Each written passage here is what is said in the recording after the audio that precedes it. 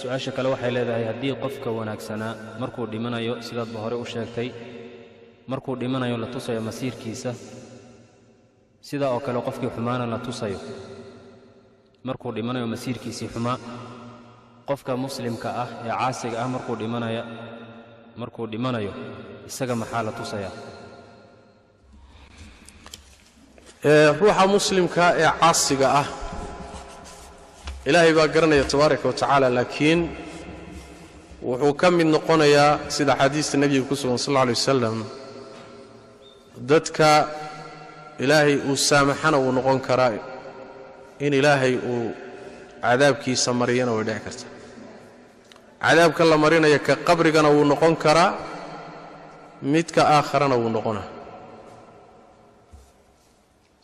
nebiga salawaatu rabbi wasalaamu calayh xadiis baa ka sugan uu leeyahay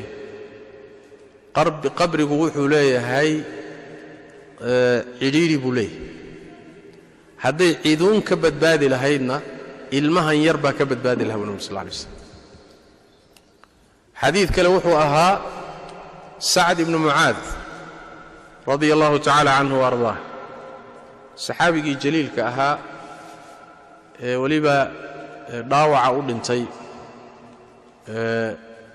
nebigu sal alla alay wasalam uu yidhi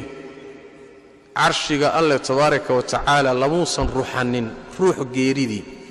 ilaa sacad mooye ninkii nooca ahaa markii la aasay ayaa nebigu wuxuu yidhi sal alla alay wasalam qabriga iyo isqabsigiisa hadday ciduun ka badbaadayso sacad baa ka badbaadi laha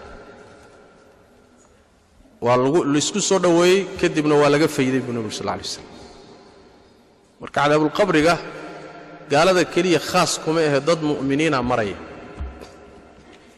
dad ahluliimaanah oo ay waxaa jira cadaabulqabriga qayb ka mida qaadan doona laakiin sida ay ahlu sunnuhu qabaan ruuxa iimaanka leh ee wanaagsanaa laakiin dunuubta waaweyn ku dhintay cadaabkiisu daa'im ma ah waa uun dunuubtuu galay inta laga goynaya haddiiba la cadaababa alla waa saamixi karaa haddiise ay noqoto inuu ilaahay cadaabo cadaabkiisu joogto ma noqonayee waa inta dembiguu galay uun laga dhaqayo wixii intaa ka dambeeyana iimaankiisi iyo khayrkii uu samayn jira uu u baxsan doonaa oo waa laga fududaynaya nacam